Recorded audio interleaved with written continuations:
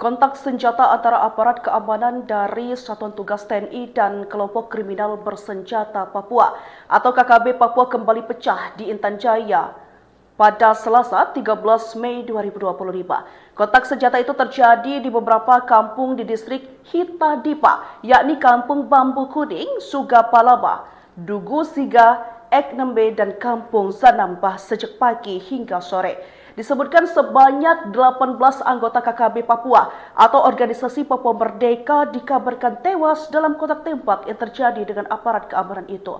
Adapun anggota KKB yang tewas disebut merupakan anak buah dari Daniel Aiban Kogoya, Udius Kogoya, dan Joshua Wakar. Mereka diduga berkumpul di Kampung Sugapalaba dan Kampung Bambu Kuning untuk merencanakan aksi penyerangan helikopter dan personel pembangunan Tower B3 yang tengah berlangsung di wilayah distrik Beoga, perbatasan antara Intan Jaya dengan Puncak.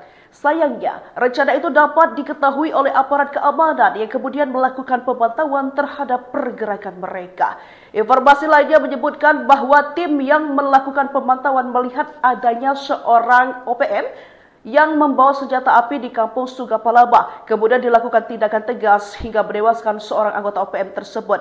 Sedangkan rekan-rekannya yang lain melarikan diri dan membawa lari senjata api milik anggota OPM yang tewas. Insiden kontak senjata yang melibatkan kelompok kriminal bersenjata atau KKB dan aparat keamanan kembali terjadi di distrik Titigi, Kabupaten Intan Jaya, Papua. Dilaporkan peristiwa baku tembak ini menewaskan satu anggota KKB.